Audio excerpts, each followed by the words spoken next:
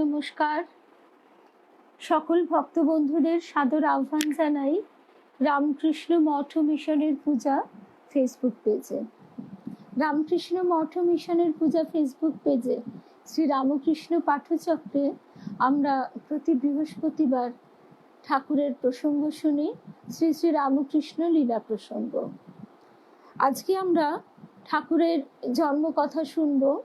এতদিন অবধি আমরা এমন জায়গায় ছিলাম, তখনও ঠাকুরের ধরাধামে আবির্ভাব ঘটলেও তিনি মাতৃগর্ভে রয়েছেন। একেবারে ধূলির পৃথিবীতে তার আগমন হয়নি। আর সেই সময় মা চন্দ্রমণি দেবী যে অপূর্ব দিব্য দর্শন লাভ করছেন, সেসব কথা আমরা শুনেছি। এবং তার সঙ্গে কথাও স্মরণ রয়েছে যে গয়াধামে পিতা ক্ষুদিরাম কিভাবে দেব স্বপ্ন দর্শন করেছেন। তো আজকে আমরা প্রথমেই কল্যাণীদিকে দেখছি। কল্যাণীদি, সোমা, গড়িয়ার সোমা, শিখা, শুভ সন্ধ্যা। আজকে একটা নতুন অর্নামেন্ট যুক্ত হয়েছে, তো সেই জন্য একটু অসুবিধাও হচ্ছে। দেখছি ভালো, এমনিতেও ভালোই দেখতাম, কিন্তু মাঝে মাঝে চোখটা ধাঁধিয়ে যেত। শুভ সন্ধ্যা চিনুদি, শিখা, কল্যাণীদি, শুভ সন্ধ্যা। সুস্মিতা, শুভ সন্ধ্যা। শর্মিলা ত্রিবেদী। তা আজকে আমরা ঠাকুর যখন পৃথিবীতে জন্ম নিচ্ছেন, সেই সময়ে যে প্রাকৃতিক পরিবেশ কি অপূর্ব, সেই কথা দিয়েই শুরু করছি। বলছেন স্বামী শারদানন্দজি মহারাজ। ঠাকুর মায়ের শ্রীচরণে সাষ্টাঙ্গ প্রণাম নিবেদন করে, শ্রী গুরুকে স্মরণ করে আমরা তাহলে আজকের প্রসঙ্গ শুরু করি।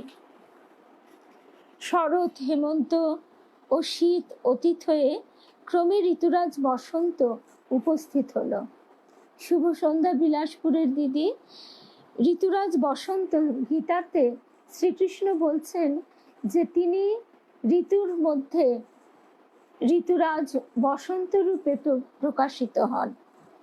শীত ও গ্রীষ্মের সুখ সম্মিলনে মধুময় ফাল্গুন স্থাবর জঙ্গমের ভিতর নবীন প্রাণ সঞ্চারিত করে আজ ষষ্ঠ দিবস সংসারে সমাগত। মানে ফাল্গুন মাসের 6 তারিখ, মধুময় ফাল্গুন মাস, বসন্ত ঋতু। এবং আমরা সবাই জানি যে তার আগে যে কঠিন শীতের একটা প্রকোপ যায়, তারপরে কচি পাতার উদ্ভাস দেখা যায় আকাশে বাতাসে, একটা যেন প্রাণ চঞ্চলতা। শুভ সন্ধ্যা নয়নতারা। দিদিমণিকে ভাল লাগছে, কিন্তু দিদিমণির তো অসুবিধে হচ্ছে গো। অনিতা, শুভ সন্ধ্যা। অসুবিধে হচ্ছে মানে এই প্রথম চশমা ব্যবহার, তো সেই কারণে দেখছি ভালো, আগে একটু মাঝে মাঝে চোখটা ধাঁধিয়ে যেত। আর এই বইয়ের লেখাগুলো খুব ছোট, এই এত ছোট লেখা বলেই একটু চোখ ধাঁধিয়ে যেত। আদারওয়াইজ খবরের কাগজের লেখা পড়তেও অসুবিধা হয় না, এটাতেও হতো না। কিন্তু বেশিক্ষণ পড়বার পর একটুখানি আনইজি লাগতো। এখন খুব ভাল লাগছে, কিন্তু ওই হলে কি হবে, সব মিলিয়ে একটু আড়ষ্ট। ওই আড়ষ্ট ভাবটা কাটতে এখন কদিন সময় লাগবে। জীবজগতে একটা বিশেষ উৎসাহ, আনন্দ ও প্রেমের প্রেরণা সর্বত্র লক্ষিত হচ্ছে। শুভ সন্ধ্যা হৈমন্তী। শাস্ত্রে আছে ব্রহ্মানন্দের এক কণা সকলের মধ্যে নিহিত থেকে তাদেরকে সরস করে রেখেছে। অর্থাৎ তিনি যে আনন্দ স্বরূপ, সেই আনন্দ স্বরূপ তার এক বিন্দু আমাদের অন্তরে প্রকাশিত হলেই আমরা আনন্দ অনুভব করি। ওই দিব্যোজ্জ্বল আনন্দ কণার কিঞ্চিত অধিক মাত্রা পেয়েই কি এই কাল সংসারের সর্বত্র এত উল্লাস আনয়ন করে থাকে। অর্থাৎ এই আনন্দ কণা, আনন্দ স্বরূপ শ্রী ভগবানের যে আনন্দ স্বরূপ, সেই আনন্দেরই বিকাশ প্রকাশ আমরা দেখতে পাই। বসন্ত ঋতুর মধ্যে। রঘুবীরের ভোগ রাঁধতে রাঁধতে আসন্ন প্রসবা শ্রীমতী চন্দ্রা প্রাণে আজ দিব্য উল্লাস অনুভব করছিলেন, কিন্তু শরীর নিতান্ত অবসন্ন জ্ঞান করতে লাগলেন। শুভ সন্ধ্যা সিদ্ধার্থ।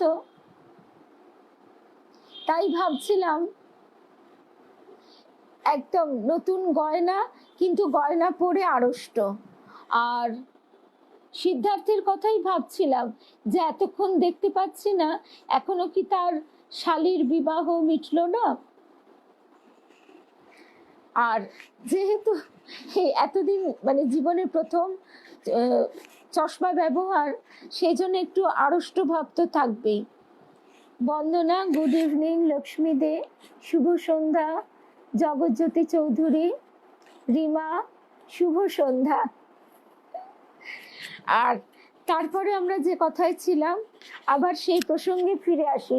সুন্দর লাগলে কি হবে গো, একদম অন্যরকম লাগছে। আর আমি নিজেও খুব আড়ষ্ট বোধ করছি। দুদিন অভ্যেস করেছি বাড়িতে। শুভ সন্ধ্যা নিবেদিতা। তারপর যে কথায় ছিলাম, রঘুবীরের ভোগ রাঁধতে রাঁধতে আসন্ন প্রসবা শ্রীমতী চন্দ্রা প্রাণে আজ দিব্য আনন্দ অনুভব করছিলেন, কিন্তু শরীর নিতান্ত অবসন্ন জ্ঞান করতে লাগলেন। হঠাৎই তার মনে হলো, শরীরের যে অবস্থা, তাতে কখন কি হয়। এখনই যদি প্রসবকাল উপস্থিত হয়, তাহলে গৃহে এমন কেউ দ্বিতীয় ব্যক্তি নেই যে আজকে ঠাকুর সেবা চালাতে পারবে। অনেক অনেক ধন্যবাদ জয়ন্তী, বিলাসপুরের দিদি, অমিতা, সোমা। তাহলে উপায় যে বাড়িতে এমন দ্বিতীয় কেউ কি নেই যে আজকে ঠাকুর সেবা চালাতে পারবে। তাহলে উপায়, ভীতা হয়ে তিনি এই কথা পিতা ক্ষুদিরাম তার স্বামীকে নিবেদন করলেন। শ্রীযুক্ত ক্ষুদিরাম তাকে আশ্বাস দিয়ে বললেন, ভয় নেই, তোমার গর্ভে যিনি শুভাগমন করেছেন, তিনি রঘুবীরের পূজা সেবায় কিছুমাত্র বিঘ্ন উৎপাদন করে কখনোই সংসারে প্রবেশ করবেন না। এ আমার ধ্রুব বিশ্বাস। শুভ সন্ধ্যা মিনুদি, জয়শ্রী, শুক্লা, শুভ সন্ধ্যা। মা শ্যামা সুন্দরী, শুভ সন্ধ্যা। রঘুবীরের পূজা সেবায় কোনো রকম কিছুমাত্র বিঘ্ন উৎপাদন করবে না, এ আমার ধ্রুব বিশ্বাস। অতএব নিশ্চিন্ত হও, আজকের মতো ঠাকুর সেবা তুমি নিশ্চয়ই চালাতে পারবে। পিতা ক্ষুদিরাম তার স্ত্রীকে আশ্বাস দিলেন। কাল থেকে আমি তার জন্য আলাদা বন্দোবস্ত করে রেখেছি, এবং ধনী কামারনিকেও বলা আছে যাতে সে আজ থেকে রাত্রে এখানেই শয়ন করে। শুভ সন্ধ্যা মঞ্জুশ্রী, আলপনা, শুভ সন্ধ্যা। এইবার এই কথা শুনে শ্রীমতী চন্দ্রা যেন নতুন করে শক্তি পেলেন, তার মনের জোর বাড়ল, এবং আনন্দিত চিত্তে তিনি আবারও গৃহকর্মে নিয়োজিত হলেন। এরকমই ঘটনাও ঘটল যে রঘুবীরের মধ্যাহ্ন ভোগ এবং সান্ধ্যকালীন যে শীতলাদি কর্ম, সমস্ত কিছু নির্বিঘ্নে সম্পাদিত হলো। রাত্রে আহারাদি সমাপন করে শ্রীযুক্ত ক্ষুদিরাম এবং রামকুমার শয়নকক্ষে প্রবেশ করলেন, এবং ধনী কামারনি এসে মা চন্দ্রা দেবীর সঙ্গে একই কক্ষে শয়ন করলেন। রঘুবীরের ঘর ভিন্ন বাটিতে বসবাসের জন্য দুইখানি চালাঘর। আমরা কামারপুকুরে সবাই দেখেছি যে ঠাকুরের গৃহদেবতার, শুভ সন্ধ্যা মিতা, একটু একটু আড়ষ্ট হয়ে আছি গো, একটু মানে মাঝে মাঝে অসুবিধাও হচ্ছে। হ্যাঁ, তারপরে আমরা কামারপুকুরে সবাই দেখেছি যে রঘুবীরের যে মন্দির, সেই মন্দির আরেকটি কুড়ে ঘরে, আরেকটি আটচালায় রয়েছে। দুটি চালাঘর, একটি রন্ধনশালা ছিল, আরেকটিতে গৃহদেবতা। আর অপর একখানি ক্ষুদ্র চালাঘরে এক পাশে ধান কোটবার জন্য একটি ঢেকি এবং তা সেদ্ধ করবার জন্য একটি উনান বিদ্যমান ছিল। স্থানাভাবে ওই শেষ চালাঘরটিতেই শ্রীমতী চন্দ্রা মানে মা চন্দ্রা দেবীকে সুতিকা গৃহ মানে আতুরঘর হিসেবে নিতে হলো। আর সেই ঢেকি ঘরের উপরেই যেখানে তার জন্ম হয়েছিল সেখানেই মন্দিরটি নির্মিত হয়েছে। তাই আমরা মন্দিরে বেদির উপর ঢেকির ছবিটা দেখতে পাই। আর কামারপুকুরে নাট মন্দিরে যেখানে অনেক ছবি পরপর টাঙানো আছে, সেখানে সেই পুরনো চালা ঘরের ছবিটিও কিন্তু আছে, স্বামীজি সেখানে বসে আছেন। হ্যাঁ, একদম ঠিক বলেছ। কেননা এই এতদিন মানে জীবনে প্রথম চশমা অভ্যাস করতে হচ্ছে। দূরের একটু অসুবিধা আছে বটে, সেটা যৎ সামান্য। তো সেই জন্য ডাক্তারবাবু বলেছেন যে শুধু রিডিং গ্লাস নিলেই হবে। রিডিং গ্লাসও যে খুব প্রয়োজন হতো তা নয়, এখনো আমি পড়তে পারতাম, কিন্তু ওই চোখের ওপর স্ট্রেন পড়ে বলে উনি বলছেন আর দেরি না করাই বাঞ্ছনীয়। কিন্তু সেইটার জন্যই একটু একটু অসুবিধে।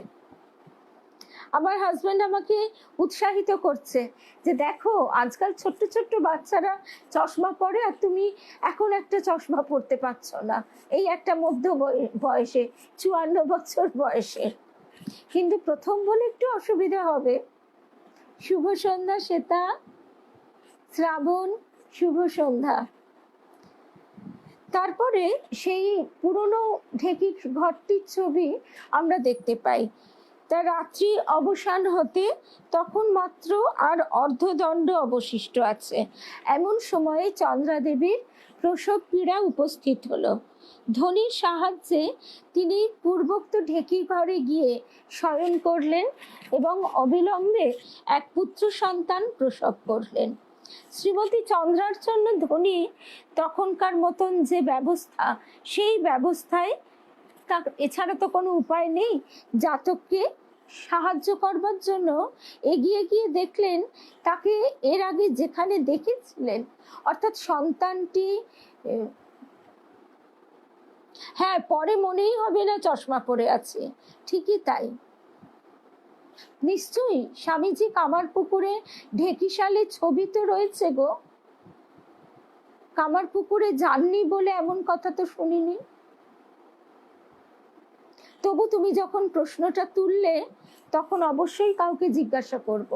কিন্তু কামারপুকুরে গিয়ে নাট মন্দিরে দেখবে ওপরে পরপর অনেক ছবি আছে, আঁকা ছবি আছে যেরকম, তার সঙ্গে পুরনো সেই বাড়ির ছবিও আছে। সেখানে ঢেকি ঘরের উপরে সেইখানটায় স্বামীজি বসে আছেন, সেই ছবিটা লক্ষ্য করে দেখো। আচ্ছা, তারপরে যে কথায় আমরা ছিলাম, তখন যেভাবে শুভ সন্ধ্যা মৌসুমী, তখন যেভাবে সন্তান প্রসব হতো, ধনী কামার্নি সেইভাবেই সাহায্য করতে গিয়ে দেখলেন যে যেখানে প্রথমে সন্তানটিকে দেখতে পেয়েছিলেন, মানে সেখান থেকে সে কোথায় অন্তর্হিত হয়েছে। ভয় ত্রস্তা হয়ে ধনী তখন তো প্রদীপের আলো, প্রদীপের শিখা উজ্জ্বল করে চারিদিকে দেখতে দেখতে দেখছে যে ওইখানটায় মাটিতে সন্তান প্রসবের সময় যে রক্ত এবং আরো পিচ্ছিল যে পদার্থ বেরিয়েছে, তাতে সেই ছোট্ট বাচ্চা হড়কে গিয়ে যেখানে ধান সেদ্ধ করবার চুল্লি, তার ভেতরে সে বিভূতি ভূষিতাঙ্গ হয়ে পড়ে আছে, স্বয়ং শিব যে। অথচ কোনো শব্দ করেনি। সন্তান প্রসব হওয়া মাত্র তার তো কেঁদে ওঠার কথা। ধনী তখন তাকে যত্ন করে উঠিয়ে পরিষ্কার করে দীপের আলোয় ধরে দেখছে যে অপূর্ব সুন্দর এই বালক যেন 6 মাসের ছেলের মতো বড়। প্রতিবেশী লাহাবাবুদের বাড়ি থেকে তখন প্রসন্ন প্রমুখ চন্দ্রা দেবীর 2-4 জন বান্ধবী সংবাদ পেয়ে সেখানে উপস্থিত হয়েছে।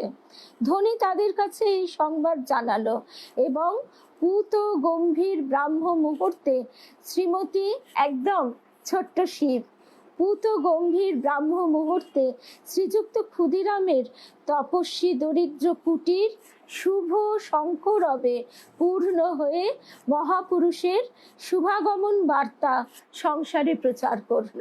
আমরা প্রথমেই শুনেছি যে গীতায় শ্রীকৃষ্ণ বলছেন যে ঋতুরাজ বসন্ত রূপে তিনি প্রকাশিত হন, সেই ঋতুরাজ বসন্তের 6 তারিখে তিনি ফাল্গুন মাসের 6 তারিখে এই ধরার ধুলিতে প্রকাশিত হলেন, অবতীর্ণ হলেন ভোলা মহেশ্বর। এরপর শাস্ত্রজ্ঞ ক্ষুদিরাম নবাগত বালকের জন্মলগ্ন নিরূপণ করতে গিয়ে দেখলেন যে জাতক বিশেষ শুভ ক্ষণে সংসারে প্রবেশ করেছে। দেখলেন ওই দিন 1242 সালের ইংরেজি 1836 সালের 17 ফেব্রুয়ারি শুক্লপক্ষ বুধবার, 1836 সাল 17 ফেব্রুয়ারি শুক্লপক্ষ বুধবার, রাত্রি 31 দণ্ড অতীত হয়ে অর্ধদণ্ড মাত্র অবশিষ্ট থাকতে বালক জন্মগ্রহণ করেছেন, অর্থাৎ সেই শুভ ব্রাহ্ম মুহূর্তে। শুভা দ্বিতীয়া তিথি ওই সময়ে পূর্ব ভাদ্রপদ নক্ষত্রের সঙ্গে সংযুক্ত হয়ে সংসারে সিদ্ধি যোগ আনয়ন করেছিল। বালকের জন্মলগ্নে রবি খ্যাতি দেয়। চন্দ্র প্রেম ভক্তি, অর্থাৎ মনের দেবতা চন্দ্র, মনকে শুভ সন্ধ্যা কেয়া একদম ঠিক সময়ে এসেই তার জন্ম মুহূর্তের কথা শুনলেন। চন্দ্র এবং বুধ একত্র মিলিত রয়েছে এবং শুক্র মঙ্গল শনি তুঙ্গস্থান অধিকার করে তার অসাধারণ জীবনের পরিচায়ক হয়ে রয়েছে। আবার মহামুনি পরাশরের মত অবলম্বন করে দেখলে রাহু ও কেতু গ্রহদ্বয়কে তার জন্মকালে তুঙ্গস্থ দেখতে পাওয়া যায়। তদুপরি বৃহস্পতি তুঙ্গ হওয়ার কারণে বালকের অদৃষ্টের উপর বিশেষ শুভ প্রভাব বিস্তার করে রয়েছে। এরপর বিশিষ্ট জ্যোতির্বিদগণ নবজাত বালকের জন্মক্ষণ পরীক্ষাপূর্বক তাকে বললেন, জাতক যেরকম উচ্চ লগ্নে জন্মগ্রহণ করেছে সে সম্বন্ধে জ্যোতিষশাস্ত্র নিঃসন্দেহে নির্দেশ করে যে ওইরূপ ব্যক্তি ধর্মবিদ ও মাননীয় হবেন এবং সর্বদা পুণ্যকর্মের অনুষ্ঠানে রত থাকবেন। বহু শিষ্য পরিবৃত হয়ে ওই ব্যক্তি দেব মন্দিরে বাস করবেন এবং নবীন ধর্ম সম্প্রদায় প্রবর্তিত করে নারায়ণ অংশসম্ভূত মহাপুরুষ বলে জগতে প্রসিদ্ধি লাভ করবেন এবং সর্বত্র সকল লোকের পূজ্য হবেন। শ্রীযুক্ত ক্ষুদিরামের মন তখন বিস্ময়ে পরিপূর্ণ হয়ে গেল। তিনি কৃতজ্ঞ হৃদয়ে ভাবতে লাগলেন যে গয়াধামে তিনি যে দেব স্বপ্ন দেখেছিলেন তা সত্যি সত্যি পূর্ণ হলো। এরপর জাত কর্ম সমাপন পূর্বক বালকের রাশ্যাশ্রিত নাম শ্রীযুক্ত শম্ভুচন্দ্র স্থির করলেন। অনেকেই এটা জানে, আবার অনেকেই জানে না যে শিশুর জন্মের পর তার যে রাশি, সেই রাশিতে কতগুলি বর্ণ স্পেসিফিক করা থাকে। সেরকম যেমন আমার নিজেরটাই আমি জানি, হ ছিল, সেই জন্য আমার নাম রাখা হয়েছিল হৈমবতী। সেই রকম আমার পুত্রের নামে ছিল তার নাম রাখা হয়েছিল চন্দ্রচূড়। তো এই নামগুলি কিন্তু শুধুমাত্র ওই জন্মকুণ্ডলিতেই থাকে, এই নামগুলি কখনোই সাধারণভাবে প্রকাশিত হয় না। আবার যখন উপনয়ন হয়, বিবাহের কথাটা আমি ঠিক জানি না, তবে উপনয়নের সময় সেই রাশ্যাশ্রিত নামটি প্রয়োজন হয়। তো সেই রাশ্যাশ্রিত নাম হয়েছিল শম্ভুচন্দ্র, ঠাকুরের নাম।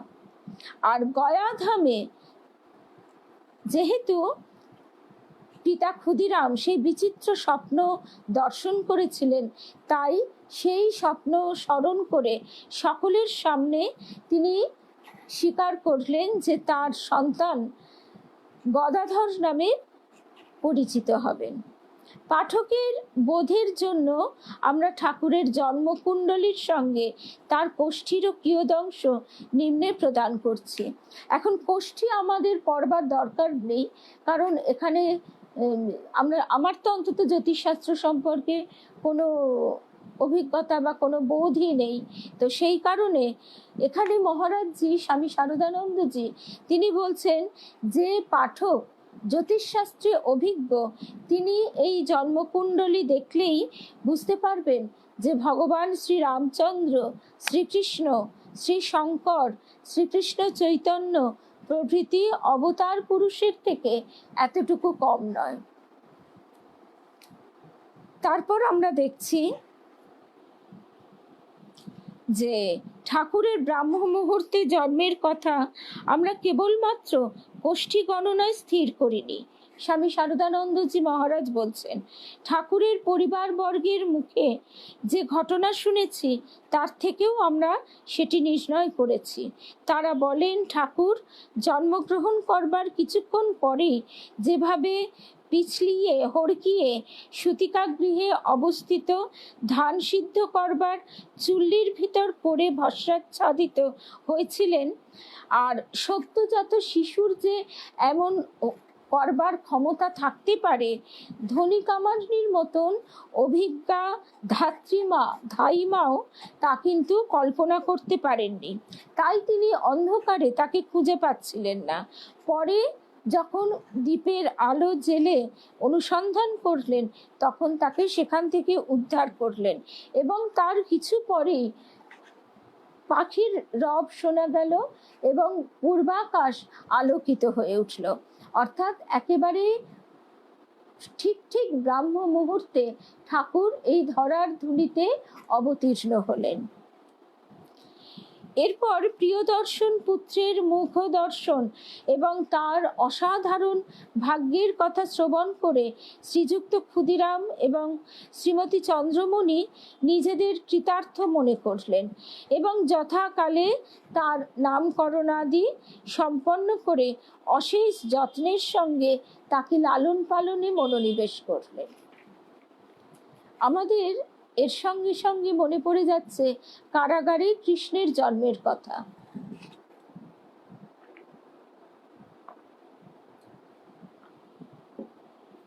কৃষ্ণের জন্মের পর তখন দেবকী এবং বসুদেব তারা কিন্তু একই সঙ্গে কখনো তাদের মনে ধারণা হচ্ছে যে তিনি স্বয়ং নারায়ণ, চতুর্ভুজ রূপে তার দর্শন লাভ হয়েছে তাদের। তো সুতরাং তিনি যখন এই জগৎপতি নারায়ণ তখন তাদের তো আর কোনো ভয় ভাবনা নেই, কিন্তু পরক্ষণেই তাদের যে পার্থিব বাৎসল্য রস, সেই বাৎসল্য রসের তাগিদে তাদের আবার মনে হচ্ছে যে এখনই বুঝি কৃষ্ণ তাকে রক্ষা করবার তাদের প্রচণ্ডভাবে দরকার, কারণ যে কোনো মুহূর্তে কংস এসে তাকে হত্যা করবার ফন্দি আনবে। এখানেও আমরা তাই দেখছি যে গয়া ধামে স্বপ্ন দর্শনের কথা পিতা ক্ষুদিরামের মনে পড়েছে, তিনি বিস্মিত হয়েছেন, কিন্তু তারই সঙ্গে সঙ্গে তার সেই যে সাধারণ বাৎসল্য প্রেম সেটাই যেন উছলে উঠেছে, ঠিক যেমনটি যশোদা এবং নন্দরাজা, তাদের মধ্যে কিন্তু একবারও এই ধারণা হয়নি যে তাদের সন্তান স্বয়ং নারায়ণ। যখন আমরা শুনেছিলাম ভাগবত কথা তখন আমরা শুনেছিলাম যে নামকরণ করাকালে যখন ঋষি এসে তার নামকরণের সঙ্গে সঙ্গে ব্যাখ্যা করছেন তারা ভাবছেন সেই দর্থক শ্লোকগুলি থেকে রাজা নন্দরাজা এবং যশোদা রানী তারা ভাবছেন বুঝি যে স্বয়ং নারায়ণের পুজো করেছেন, তাই তারা নারায়ণের কৃপাপ্রাপ্ত এমন সন্তান লাভ করেছেন। তো এখানেও তাই তারা এইভাবে শিশুর লালন পালনে মনোযোগ দিলেন। শাস্ত্রে আছে শ্রীরাম শ্রীকৃষ্ণ প্রভৃতি অবতার পুরুষ সকলের জনক জননী তাদের জন্মগ্রহণ করবার পূর্বে ও পরে নানারূপ দিব্য দর্শন লাভ করে তাদেরকে দেবরক্ষিত বলে হৃদয়ঙ্গম করে বটে, কিন্তু পরক্ষণেই অপত্য স্নেহের অর্থাৎ পার্থিব যে বাৎসল্য রস তার বশবর্তী হয়ে ও কথা ভুলে যান এবং তাদের লালন পালন ও রক্ষণাবেক্ষণের জন্য সর্বদা আর সাধারণ 5 জন পিতামাতার মতন চিন্তিত থাকেন। শ্রী শুভ সন্ধ্যা রুমাদি, প্রসেনজিৎ পাল, দেবলীনা, শুভ সন্ধ্যা। তা এখানেও আমরা দেখছি শ্রীযুক্ত ক্ষুদিরাম এবং মাতা শ্রীমতী চন্দ্রা দেবীও ঠিক একইভাবে পুরনো কথাগুলি যেন ভুলেই গেলেন। তারাও প্রিয়দর্শন বালকের মুখকমল দেখে গয়া ক্ষেত্রের দেব স্বপ্ন, শিব মন্দিরের দিব্য দর্শন এবং এছাড়াও চন্দ্রমণি মা যে কত সময় কত অদ্ভুত দর্শন করেছেন, ব্রহ্মাকে দর্শন করেছেন, সে সমস্ত ভুলে গিয়ে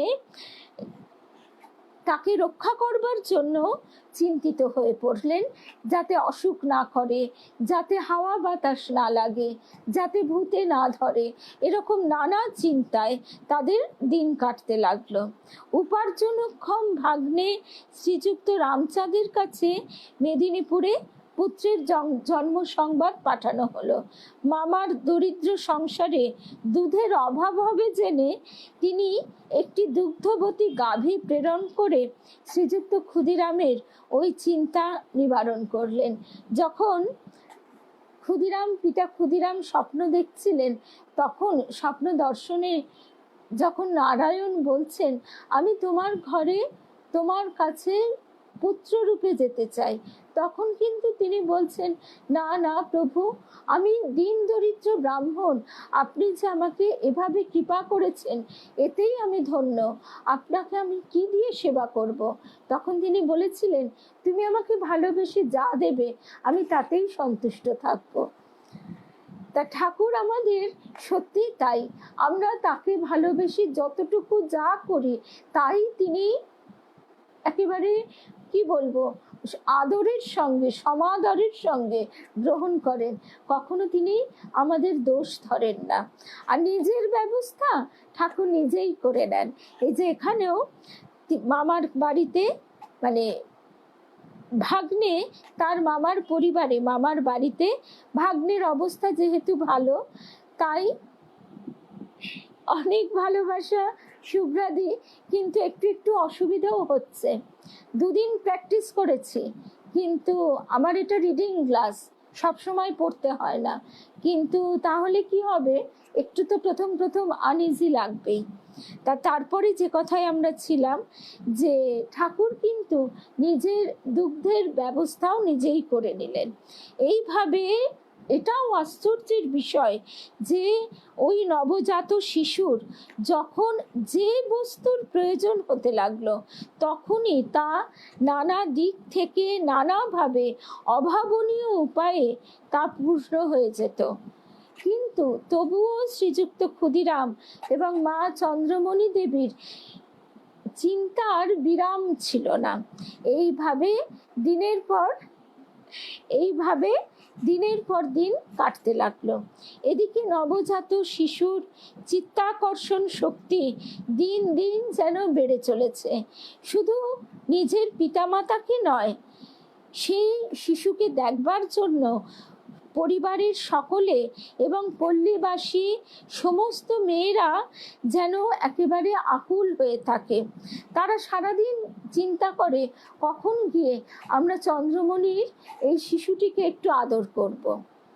পল্লী রমণীরা অবসরকালে শ্রীমতী চন্দ্রাকে আগেও আসতো, কিন্তু এখন যেন একদিনও বাদ দেয় না, এবং কারণ জিজ্ঞাসা করলে বলে, তোমার পুত্রটিকে নিত্য দেখতে ইচ্ছা করে, তা কি করে বলো, তাই তোমার কাছে নিত্যই আসতে হয়। কাছাকাছি গ্রামের আত্মীয়ারাও কাছাকাছি গ্রামের আত্মীয়া রমণীরাও এইভাবে শ্রীযুক্ত ক্ষুদিরামের দরিদ্র কুটিরে এখন থেকে অনেক বেশি আসতে লাগলেন।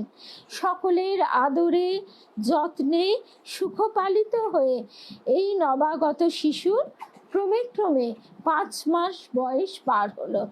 এবার তার অন্নপ্রাশন হবে। শুভ সন্ধ্যা রীনাদি, শুভ সন্ধ্যা পলি। এবার তার অন্নপ্রাশন হবে। পুত্রের অন্নপ্রাশনের জন্য শ্রীযুক্ত ক্ষুদিরাম নিজের অবস্থা অনুযায়ী ব্যবস্থা করেছিলেন। তিনি ভেবেছিলেন যে শাস্ত্রে যেমনটি আছে ঠিক ওই রকম কাজ যতটুকু না করলে নয় সেইভাবেই করবেন।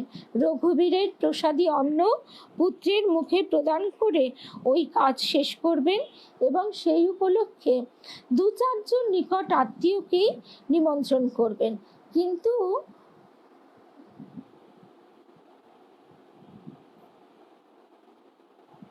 অনেক অনেক ভালোবাসা গো। কিন্তু ঘটনা হয়ে গেল অন্যরকম। তার পরম বন্ধু গ্রামের জমিদার ধর্মদাস লাহার ইচ্ছাতে পল্লীর প্রবীণ ব্রাহ্মণরা তারা কি করলেন, তারা এসে পিতা ক্ষুদিরামকে ধরে বসলেন যে পুত্রের অন্নপ্রাশনে এরকম শুধুমাত্র পুত্রের মুখে প্রসাদ দিলেই হবে না, আমাদের সকলকে নিমন্ত্রণ করে ভোজন করাতে হবে। তাদের ওই আবদার অনুরোধে শ্রীযুক্ত ক্ষুদিরাম তো পড়লেন মহা বিপদে।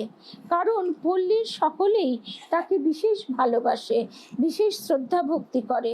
তাই নিমন্ত্রণ করতে হলে গ্রামের সকলকেই নিমন্ত্রণ করতে হবে।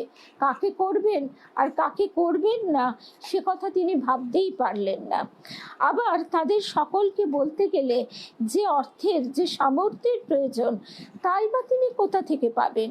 তাই রঘুবীরকে তিনি তুমি যা করবে এই কথা বলে ধর্মদাসের সঙ্গে পরামর্শ করে কি করা যায় স্থির করতে বসলেন। বন্ধুর ইচ্ছা বুঝতে পেরে সেই সমস্ত কাজের ভার তিনি নিজের ঘাড়ে তুলে নিলেন।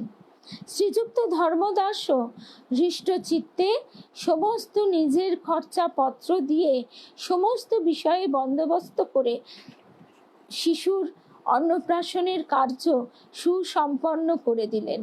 কত সৌভাগ্য, কত সৌভাগ্য যে পূর্ণ তিনি জেনে করেননি। তিনি তো জানেন না ধর্মদাস লাহা, কিন্তু ভাবলেও আজকে শিহরিত হতে হয় যে পূর্ণ ব্রহ্ম নারায়ণ একদম ছোট্ট 5 মাসের শিশুটি, সেই শিশুটিকে সবাই ভালোবাসে, তাকে না দেখে থাকতে পারে না। আর তার অন্নপ্রাশনে দরিদ্র পিতা কাকে নিমন্ত্রণ করবে আর কাকে বাদ দেবে ভেবে চিনতে হা হুতাশ করছে। তখন সমস্ত দায়িত্ব ওই ভক্তের বোঝা ভগবান বয়, ভক্তের বোঝা ভগবান স্বয়ং কাঁধে তুলে নিলেন। তিনি কি করলেন, তিনি ঠিক সেই রকম সুহৃদ বন্ধু জোগাড় করে দিলেন। একদম কেয়া।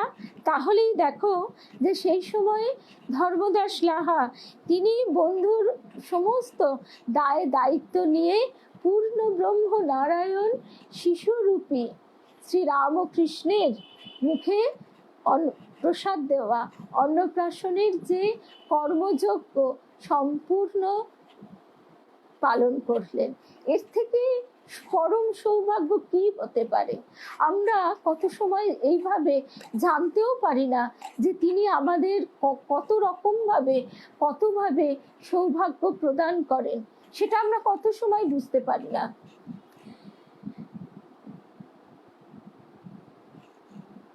এইভাবে গদাধরের অন্নপ্রাশন উপলক্ষে গ্রামের যত ব্রাহ্মণ, রূপা, শুভ সন্ধ্যা, আজকে রূপা গাঙ্গুলিকে দেখতে পাইনি, রূপা ভট্টাচার্য,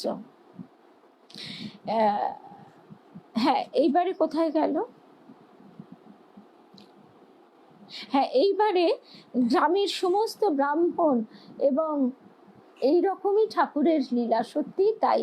এইভাবে গ্রামের সমস্ত ব্রাহ্মণ এবং ব্রাহ্মণেতর আমরা আগেই শুনেছি কামারপুকুরে সব রকম জাতির মানুষই থাকতেন। আর কি আশ্চর্য, তখন কিন্তু এই জাতিভেদ প্রথাটা ছিল প্রবল, মানে একজনের ছোঁয়া আর একজন খাবে না, এইরকম একটা কঠিন ব্যাপার ছিল। কিন্তু সেখানে সেই শিশুর কাছে সমস্ত জাতির মানুষ ক্ষুদিরামের কুটিরে এসে রঘুবীরের প্রসাদ ভোজনে পরিতৃপ্ত হয়েছিলেন, এবং সেই সঙ্গে অনেক দরিদ্র ভিক্ষুকও পরিতৃপ্তি লাভ করে পুত্রের দীর্ঘ জীবন ও মঙ্গল কামনা করেছিলেন। দিন কাটছে, দিন কাটতে কাটতে গদাধরের যে সুমধুর শিশুসুলভ আচরণ, সেইগুলি চন্দ্রাদেবীর হৃদয়কে আনন্দে পরিপূর্ণ করে দেয়। কিন্তু মাঝে মাঝে তিনি তার শিশুর জন্য চিন্তিত হয়ে পড়েন। পুত্র জন্মাবার আগে তিনি দেবতাদের কাছে কোনো বিষয়ে কখনো কোনো প্রার্থনা করতেন না, কিন্তু এখন থেকে তিনি যেন প্রতিটি দিন সন্তানের কল্যাণ কামনায় শতবার সহস্রবার জ্ঞাত অজ্ঞাত সারে তার মাতৃ হৃদয়ের সকরুণ নিবেদন তাদের চরণে অর্পণ করেন, তাও যেন তিনি সম্পূর্ণ নিশ্চিন্ত হতে পারেন না। আহা, একদম একদম গো, একদম, যে এই রামনবমীও গেল সবে সবে।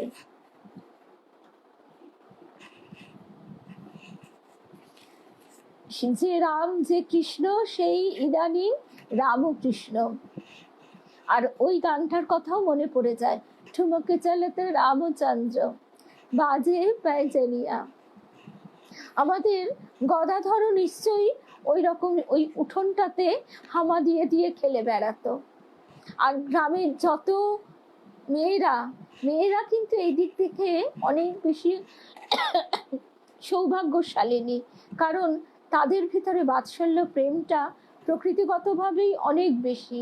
তারা সবাই ঘিরে বসে একদম তখন নিজের কুটিরে এসে দেখছে রাজপ্রাসাদ। শুধু তাই, যখন ওই ওই ওই কথাটাও মনে পড়ছে না, যখন ভাগবত লেখা হচ্ছে নাকি, যে তখন সেই তিনি লিখেছিলেন, যে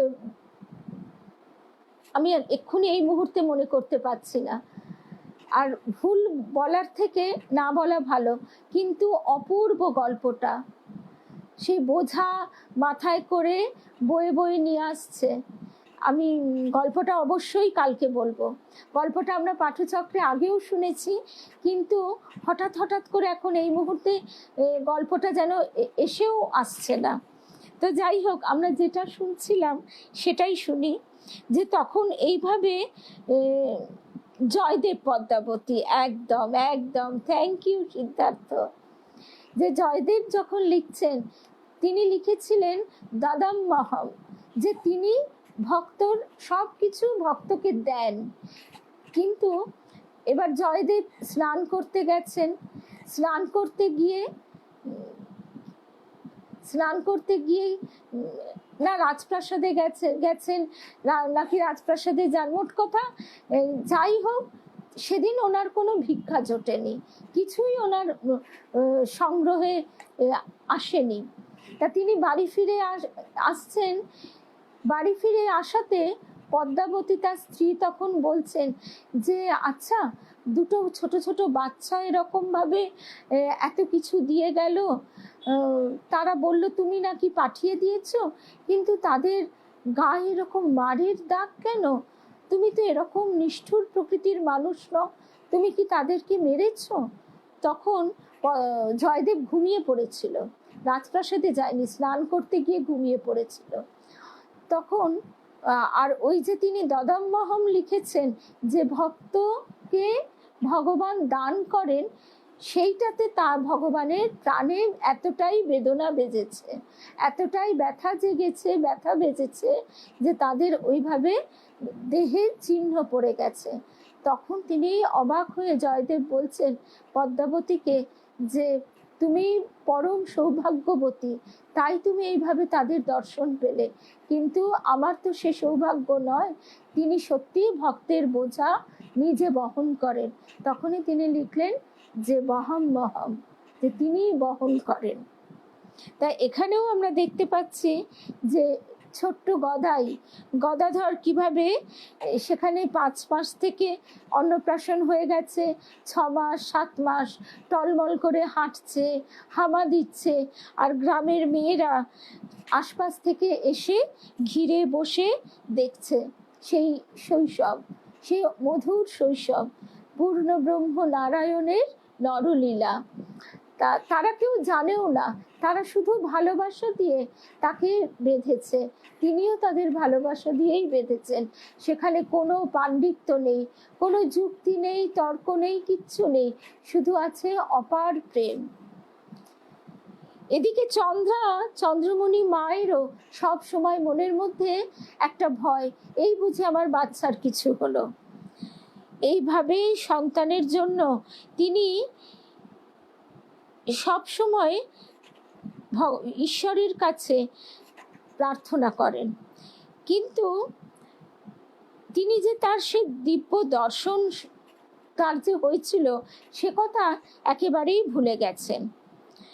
মাঝে মাঝে তবুও সেই চন্দ্রমণি মায়ের মধ্যে সেই রকম দিব্য দর্শনের ভাব এখনো প্রকাশিত হয়, কিন্তু তিনি পূর্বের কথা ভুলে গেছেন। এইবারে যে ঘটনাটা শুনবো, আজকে আমাদের এইটাই শেষ ঘটনা। সেখানে দেখছি আমরা গদাধরের বয়স তখন 7-8 মাস। চন্দ্রা মা একদিন সকালবেলা তাকে স্তন্যদানে নিযুক্ত ছিলেন। কিছুক্ষণ পর দেখলেন যে ছেলে ঘুমিয়ে পড়েছে। এবার ছেলে ঘুমিয়ে পড়েছে, মশা কামড়াবে, পোকা মাকড় কত কিছু, তাই ঘরের মধ্যে মশারি টাঙিয়ে তাকে শুইয়ে দিলেন। এবার গ্রামে কত রকমের কাজ, তা মাকে তো সে কাজগুলো সামলাতে হয়, তাই মা মশারির মধ্যে সন্তানকে, ছেলেকে ঘুম পাড়িয়ে দিয়ে সেই কাজে ব্যস্ত হয়েছেন। হঠাৎ কিছুক্ষণ পরে সব মায়েদেরই যা হয়, মা সন্তান যখন ছোট্টটি থাকে তখন মা কাজ করতে করতে ফিরে ফিরে এসে দেখে যায় যে ঠিক মতো ঘুমোচ্ছে কিনা। ঠিক তেমনি চন্দ্রামাও দেখতে এসেছেন। ওমা, দেখতে এসে দেখছেন ঘরের মধ্যে তো পুত্র নেই, বরঞ্চ সেই জায়গায় এক দীর্ঘকায় অপরিচিত পুরুষ মশারি জুড়ে শয়ন করে আছে। বিষম আশঙ্কায় চন্দ্রা মা চিৎকার করে উঠলেন এবং তাড়াতাড়ি ঘরের বাইরে দৌড়ে এসে স্বামীকে চিৎকার করে ডাকতে লাগলেন। তিনি উপস্থিত হলে তাকে ওই কথা বলে দুজনে যেই ঘরে ঢুকেছেন দেখেন কোথাও কেউ নেই। বালক যেমন নিদ্রা যাইতেছিল তেমনই নিদ্রা যাইতেছে। বালকই বা বলি কি, শিশু, 7-8 মাসের শিশু। শ্রীমতী চন্দ্রা তাতেও আশ্বাস হলো না তার তখনও ভয় কাঁপছে বুক। তিনি বারবার বলতে লাগলেন, হ্যাঁ গো, নিশ্চয়ই কোনো উপদেবতা ওই রূপ করেছে, কারণ আমি স্পষ্ট দেখেছি যে এখানে পুত্রের জায়গায় এক বিরাট দীর্ঘাকার পুরুষ, একজন বিরাট দীর্ঘাকার পুরুষ শয়ন করেছিল। আমার চোখে কিছুমাত্র ভুল হয়নি, এবং হঠাৎ এমন ভুল হবারও কোনো কারণ নেই। আমার তো রোগ ব্যাধি কিছু নেই, তাহলে কেন এমন দেখলাম? তুমি শীঘ্র একজন বিজ্ঞ রোজা এনে সন্তানকে দেখাও, কি জানি বাবা এই ঘটনায় পুত্রের কোনো অনিষ্ট হবে কিনা। শ্রীযুক্ত ক্ষুদিরাম যতই মাকে আশ্বাস দেন, মাকে বলছেন চন্দ্রা মাকে যে পুত্রের জন্মের আগে থেকে আমরা নানা দিব্য দর্শন লাভে ধন্য হয়েছে, তার সম্বন্ধে এখনো এরকম কিছু দেখা বিচিত্র নয়। বিশেষ করে সে এখনো নিতান্ত শিশু। আর অপদেবতা একথা তুমি কখনো মনে স্থান দিও না। বিশেষ করে বাড়িতে যখন রঘুবীর স্বয়ং বিদ্যমান, উপদেবতা কি করে এখানে আসবে, কি করে সন্তানের অনিষ্ট করবে? তুমি নিশ্চিন্ত হও, একথা কাউকে বলো না, যেন রঘুবীর সন্তানকে সর্বদা রক্ষা করছে। শ্রীমতী চন্দ্রামা স্বামীর এই আশ্বাস বাক্যে তখনকার মতো কিছুটা আশ্বস্ত হলেন বটে, কিন্তু পুত্রের অমঙ্গল আশঙ্কার ছায়া তার মন থেকে কিছুতেই মুছে গেল না। তিনি কৃতাঞ্জলি পুটে তার প্রাণের বেদনা রঘুবীরকে নিবেদন করলেন। এইভাবে আনন্দে, আবেগে, উৎসাহে, আশঙ্কায় শ্রীযুক্ত গদাধরের পিতামাতার দিন যেতে লাগলো। বালক প্রথম দিন থেকে তাদের মনে যে, আর শুধু তাদের মনে নয়, আরও সকলের মনে যে মধুর ভাবের বিস্তার করেছিল, তা যেন দিনে দিনে আরো দৃঢ় ও ঘনীভূত হতে লাগলো। ক্রমে ক্রমে 4-5 বছর কেটে গেল। ঘটনার ভিতর ওই কালের মধ্যে কোনো সময়ে শ্রীযুক্ত ক্ষুদিরামের সর্বমঙ্গলা নামে কনিষ্ঠা কন্যা জন্মেছিল। এছাড়া আর কোনো বিশেষ ঘটনা ঘটেনি। এদিকে বয়স বৃদ্ধির সঙ্গে সঙ্গে বালক গদাধরের অদ্ভুত মেধা ও প্রতিভার বিকাশ দেখা গেল। ক্ষুদিরাম অবাক হন, আনন্দের সঙ্গে সেই দেব স্বপ্ন স্মরণ করেন। চঞ্চল বালককে কোলে নিয়ে যখনই তিনি পূর্বপুরুষদের নামাবলী, দেবদেবীর স্তোত্র প্রণামাদি, রামায়ণ মহাভারত থেকে বিচিত্র উপাখ্যান শোনাতে বসেন, তখন ক্ষুদিরাম অবাক হয়ে দেখেন যে একবার মাত্র শুনে সে প্রায় তা আয়ত্ত করেছে। আবার বহুদিন পর যখন তিনি তাকে জিজ্ঞাসা করছেন, সে ঠিক সমভাবে সেই পুরনো স্তোত্র, পুরনো কথা আবৃত্তি করছে। সঙ্গে সঙ্গে তিনি একথাও বুঝেছিলেন যে বালকের মন কতকগুলি বিষয় যেমন আগ্রহের সঙ্গে গ্রহণ ও ধারণা করে, আবার কতকগুলি বিষয় তেমনি সহস্র চেষ্টাতে উদাসীন থাকে। কিছুতেই সেই বিষয়ে তাকে এতটুকু তার ভিতরে অনুরাগ জন্মানো যায় না।